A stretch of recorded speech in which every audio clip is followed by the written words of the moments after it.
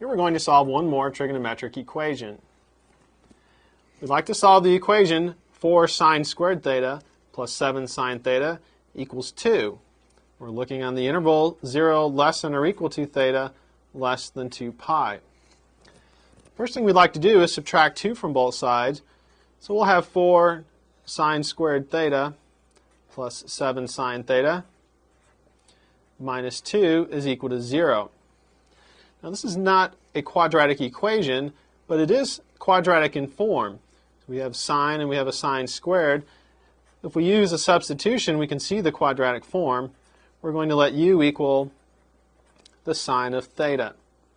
If we do that, rewrite our equation, we'll have 4u squared plus 7u minus 2 equals 0. Now this is a quadratic equation in u. We can solve that how we've solved quadratics before. We'll try to solve that by factoring. This does indeed factor. We can factor this as 4u minus 1 times u plus 2, and that equals 0. We're going to set each of these factors equal to 0. 4u minus 1 equals 0, or u plus 2 equals 0.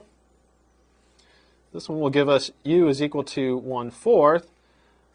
And here we'll get u is equal to negative 2. Now we're not solving for u, we need to solve for theta. So we need to go back to our substitution. We'll see that we have the sine of theta is equal to 1/4, or the sine of theta is equal to negative 2. Now we can see that this second equation will have no solutions because there is no angle theta that we can take the sine of and get negative 2. So that equation is no good to us. So we just need to work on this. Sine of theta is equal to 1/4. The sine of theta will equal 1/4 in the first and second quadrants. That's where sine is positive. And so we'll get that theta is equal to sine inverse of 1/4, or theta is equal to pi minus sine inverse of 1/4. So we get our angle in quadrant 1 and in quadrant 2. We get the approximate values.